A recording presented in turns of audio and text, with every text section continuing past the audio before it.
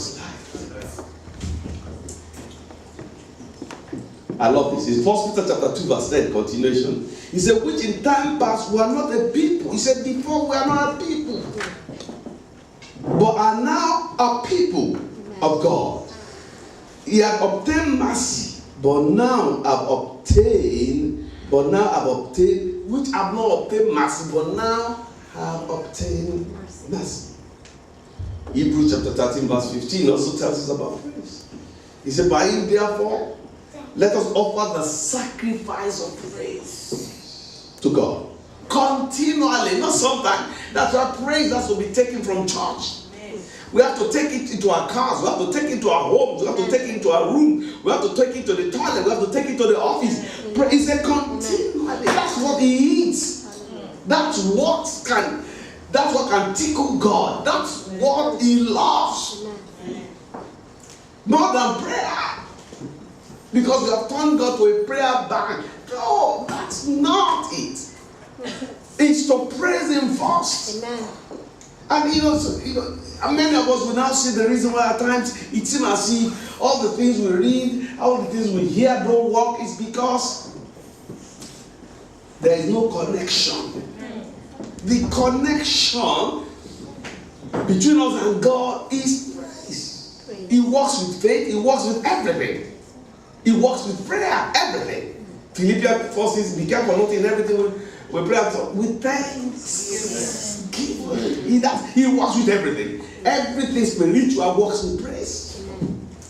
I mean, with that, emphasis needs to be laid on it. It's praise. And it's very difficult to praise God all the time. It's very difficult. And he said, continually, but very difficult. It's easier said than done. Therefore, let us offer our praise to God continually. That is the fruit of our lips, giving thanks to his name. There are a lot of reward in praising God.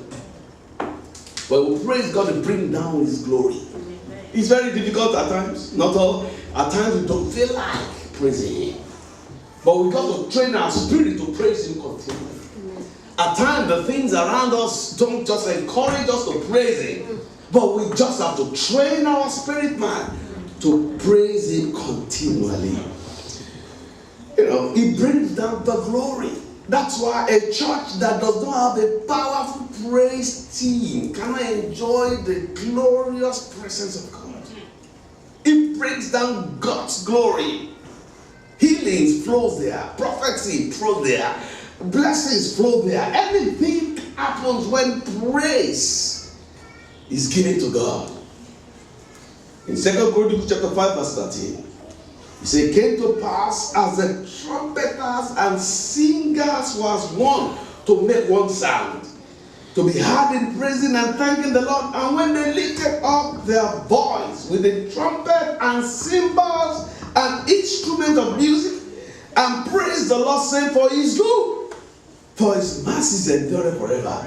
Then the house was filled with the cloud of glory, even the house of the Lord, that the priest could not even stand to minister, by reason of the cloud, for the glory of the Lord filled the house. That's what happened. Because when we praise God from the heart, the glorious presence comes into the atmosphere. His presence comes into the temple. And anything can happen. Because God inhabits the praise of his people. He inhabits the praise of his people. If you can't pray, but just know how to praise him. If you can't fast, but just know how to praise him. Just know how to praise him. Because when you praise him, he comes there. His presence brings peace. It brings rest. It makes us to rest from our labor. Joy unspeakable. It changes the situation. When his glory comes down, favor comes in, beauty comes in, grace comes in, joy comes in. He gives us beauty for ashes, all of joy for mourning, garment of praise for the spirit of heaviness, that we might be called the trees of righteousness, the planting of the Lord, that he may be glorified. He may be glorified. Engaging in anything without His presence is an exercise in futility. Exodus chapter 3 verse 14, because praise brings His presence. God was speaking to Moses when the children of Israel were going. Moses, and he said, my presence will go with thee, and I will give thee rest. When God's presence goes, that's why when we praise God and we feel God's presence, there is rest in our spirit. He said, and I will give you rest. I love what Moses said. Moses said, Lord, if your presence don't go with us, we are not moving. He said, if your presence, no, we are not. We mean it. God said, my said, even if you are, we just stay here. And praise bring down God's presence. The psalmist said, he cried when he couldn't feel God's presence. David was a warrior. A warrior who never give up on anything. But in Psalm 51 verse 11, he said, cast me not away from their presence. He said, take not the Holy Spirit from me. Restore unto me the joy. Because the presence of God has a link with joy of salvation. He said, take not restore unto me the joy of my salvation. And upon me with my free spirit. God's presence brings joy. Brings anything you can ever imagine. And it comes by the reason of praise. Praise creates an atmosphere for God to come in. When there's praise, then we are what we are saying that we are creating an atmosphere. We are saying, God, we are inviting God. Come in, come in. That's why praise is not and must not be limited to church. We have to take praise into our rooms everywhere. Keep praising. Keep praising. In Acts chapter 16:25, it's difficult to praise God at all times. It's easier said than done. Easier said than done. It's difficult, but that's why, as a believer, we need to learn we need to cultivate an habit of praise. In Acts chapter 16:25, and at midnight, Paul and Silas they prayed when they were in prison. That was the most difficult time to pray. They sang, praise is unto His name. Then God had it. God had it. God, there was miracle, heart cake happened, everything happened. Why? Because that was the most inconvenient time to praise God. That was not I'm telling you, it's not comfortable, it's not convenient. It's mosquito in prison, everything. And the reason why you have problems is because you are serving the same God. I'm serving you and I'm in problem. That's it. But you know what? Paul put all those ones aside. He understood the secret of miracle. Praise is the secret of miracle. That's the spiritual. This praise is the secret of miracles. Praise opens doors. Praise is because I told us the last month when we complain, glorify the devil. What we are saying is, devil, you are in charge. You see, you are in charge. Woo! God is no more in charge. But when you praise God, in spite the situation and circumstance you are in, what you are saying, God, I still know you are in charge. It doesn't matter what's happening, you are still in charge. That is power. That brings God into the scene. That's why God said the sacrifice of praise. It's the praise when it's not convenient to praise Him. Doors open. I love the scriptures, Psalm 24 verse 7. He said, lift up your head, O ye gates. Be ye lift up, O ye everlasting doors. And the King of glory shall come in. Who is the King of glory? The Lord strong and mighty. The Lord mighty in battle. Lift up your head, O ye gates. He will lift them up, ye everlasting doors. And the King of glory shall come in. Who is the King of glory? The Lord of hosts. He is the King of glory. Hallelujah. Praise bring God down. Praise. Let me move on a little bit. Just a point so that we can, I know the time is fast spent. When we see others, at times we get frustrated. It's not easy to praise God, but we just have to cultivate. What I'm saying, we need to cultivate to praise God. Amen. When things are not going smoothly, that's not the time, that's not the convenient time to praise God. When there's a setback, that's not the convenient time to praise God. But that's the best time to praise God. Amen. When we see others doing good, and since we have been forgotten, most of the time, what comes in? Desperation.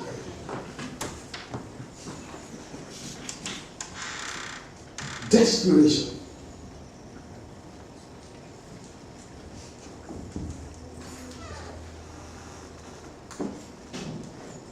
And you know what happened? Desperation leads to agitation. No.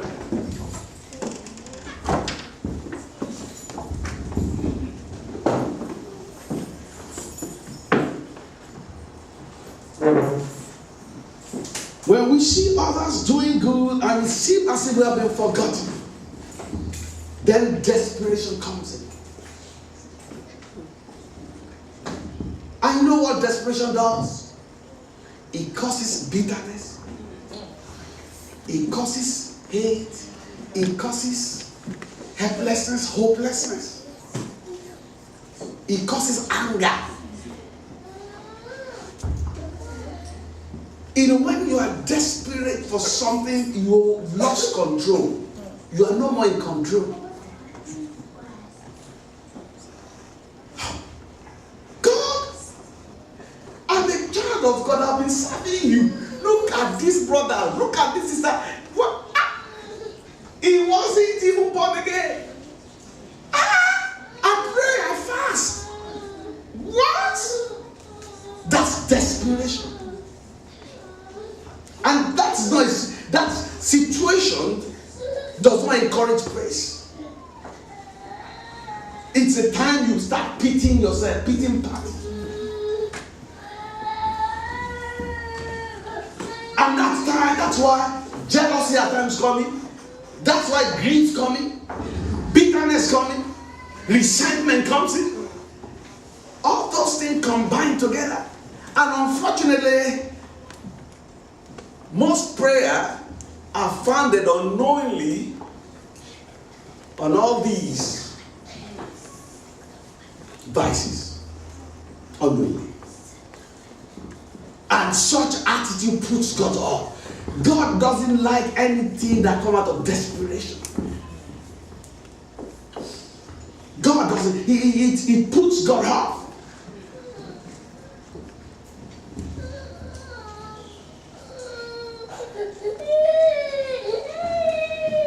You did it for brother so and so. That is not committed. Why not me, your Lord? Why not me? That is not prayer. That is murmuring. That's murmuring. So such puts God up. God just stay where you are. And I pray that our murmuring will be replaced with praise. Amen. Yes.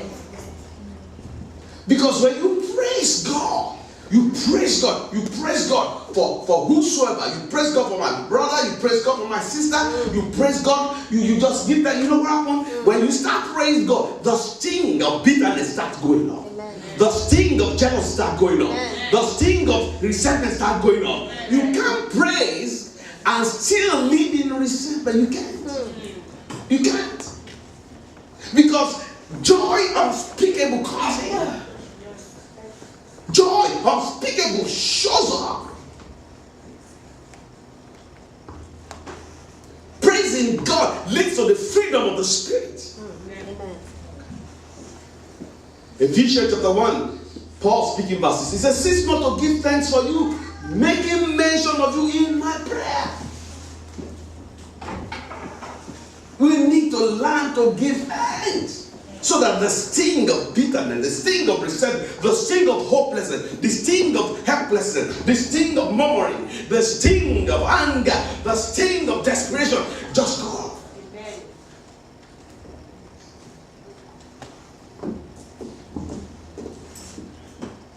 The foundation of our prayer has to be love. Love of God. That's the prayer that gets God's attention. But when desperation comes in, praise and desperation don't flow together.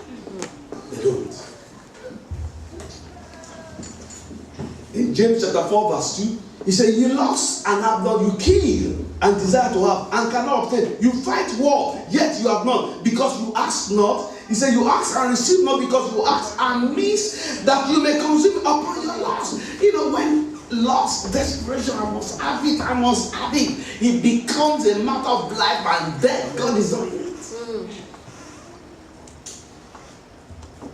But when you start praising God, you can't be desperate and be praising. People are desperate about something, desperation. They don't like music.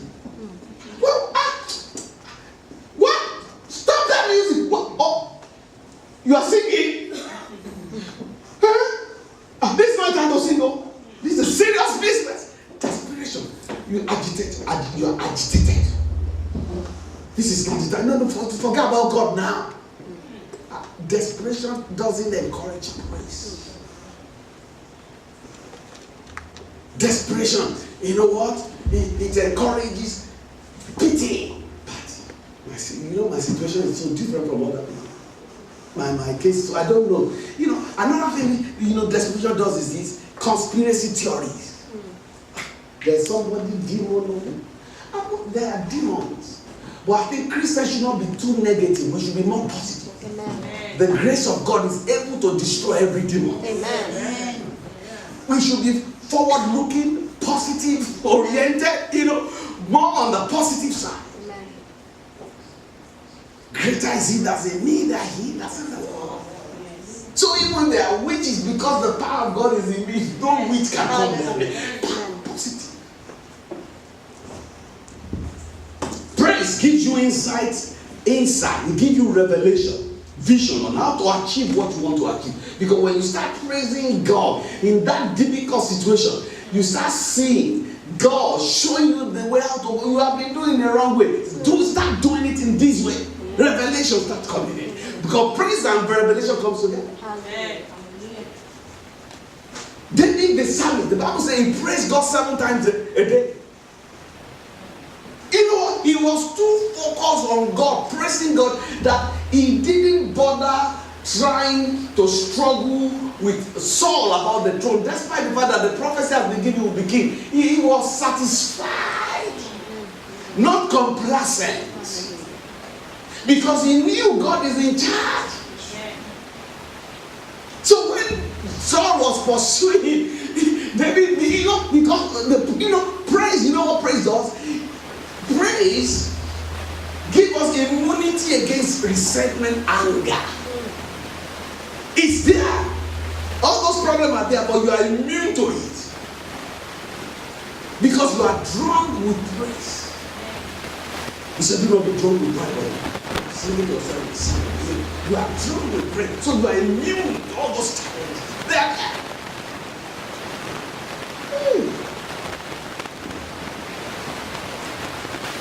Desperation gives back to Ishmael because you are impatient. Desperation gives back to Jacob rivalry with his brother. Canaan, Abel, relationship. Those are the best.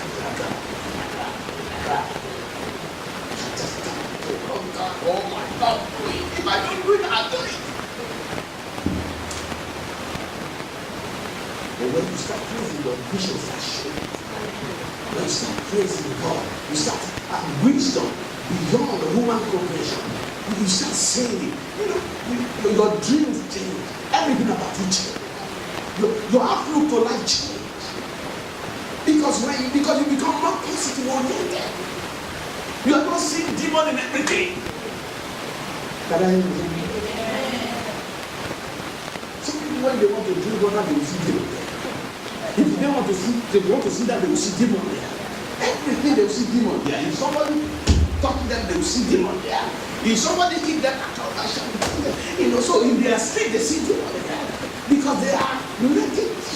They have negative outlook to life.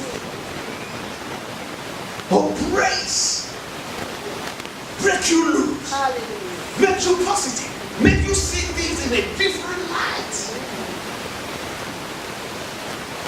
Praise give you assurance. It give you inner confidence. It give you hope. It give you peace in the midst of storm.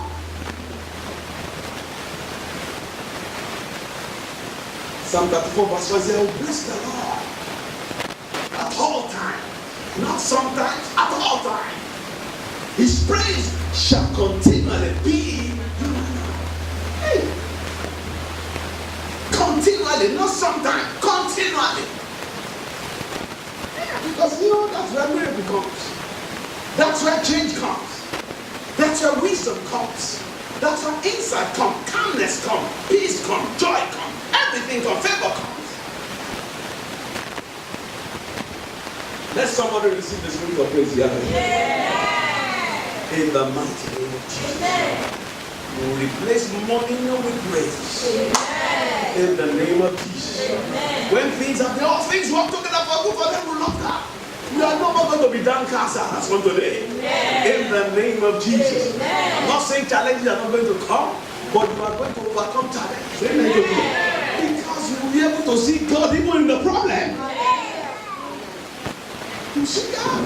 You went problem, but you have missed it. Problem don't come to you. Problem come to you because there is a solution attached to it.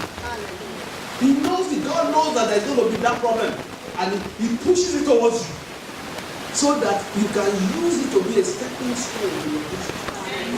Yeah. So when you look, what you need to look is to look inside. God, why is this problem? Praise God, hallelujah. Why is this problem? All things work together for good for them who love God, who have been called like God. Why, oh God? And God said, yes. I'm preparing you to that place. There's going to be a stepping stone. There is a solution down there. Praise makes you to look inside. Because every solution, every answer is inside. Your greater is He that is.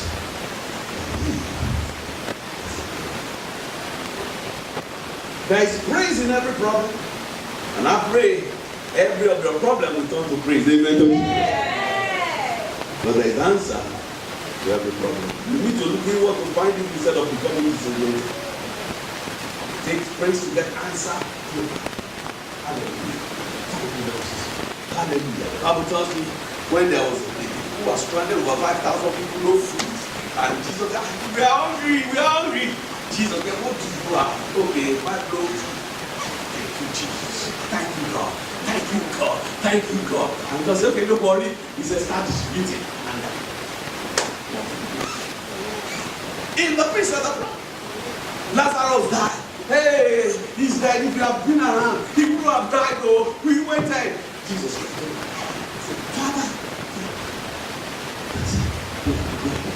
Lazarus, there is answer to every problem.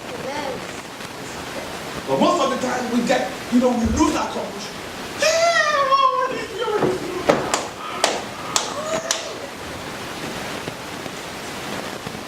The Bible talks about David. They cutted everything away, his children, everything, wife, everything. And the people started planning to stone him. He cried after some time. He said, no, stop crying. Well, I don't know. Why have you allowed it to happen? God said, don't worry. They are still alive. Pursue them. You will recover everything. Everything that has been stolen from you, you will recover. Amen. In the name of Jesus. Amen.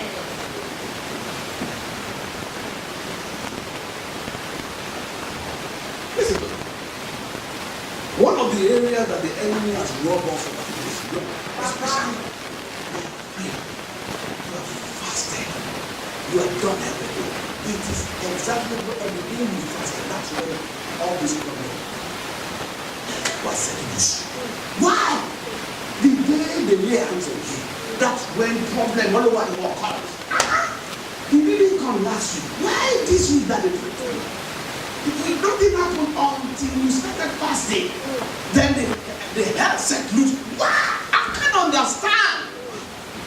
And many people are confused, perplexed. I couldn't just understand. Why? Why? I just gave the testimony. And now the problem multiplied.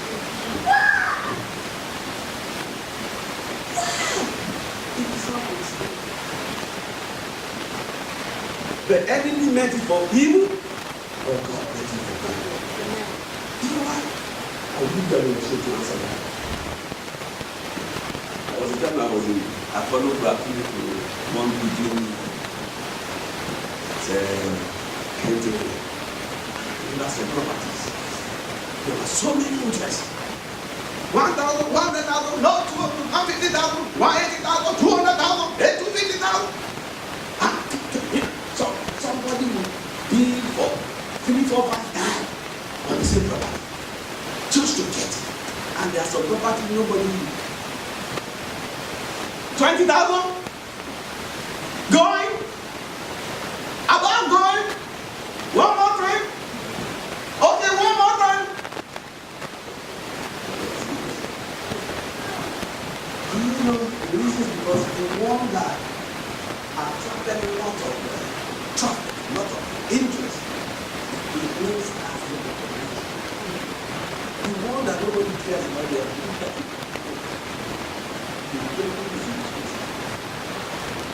he can see that potential and he wants to stop you. John 10, they come to steal, kill, and to destroy. But God has come to give you life and to give you more. So, if the reason why the attack came is because if you see, it's about going. I'm not going to allow to go. Hey, demons, it's about going. No, stop it. And you know what? At that time, too many forces. God is on the side. But God is with you. I said, the devil also is throwing an enemy.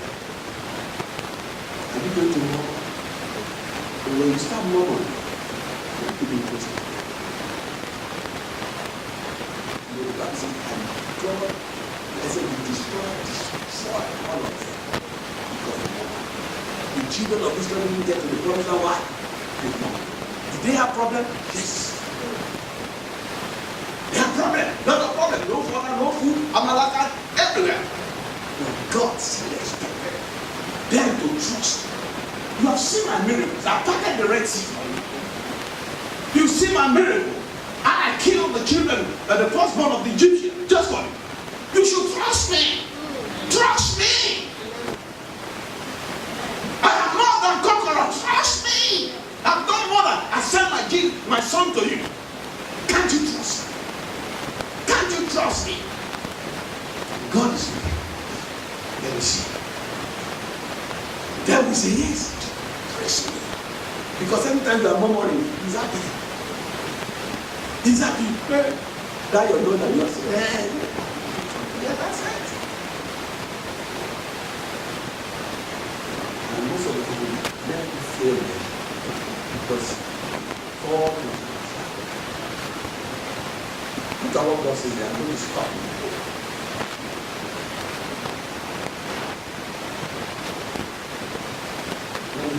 He says something. James chapter 1. He said, my brethren, count it all joy when you fall into divers.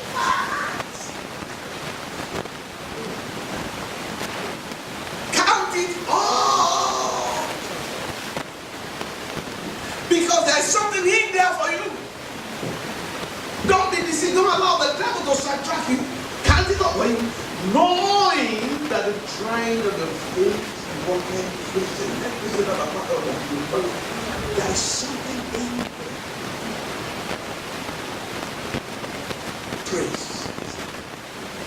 There's something in there. If you count it all joy. Thank you, Lord Jesus.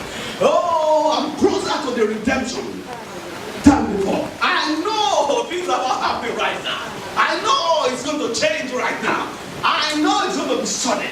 When the Lord turned the captivity of Zion, who are like of them that flee. I know it.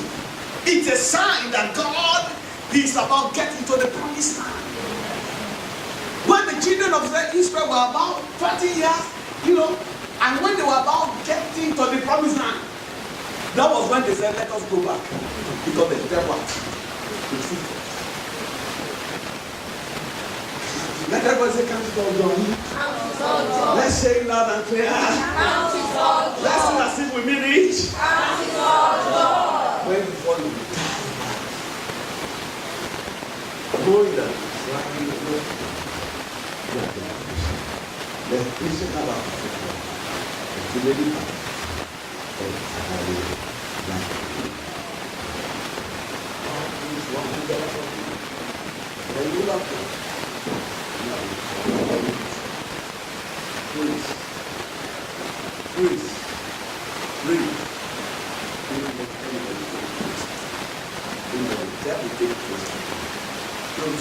your job.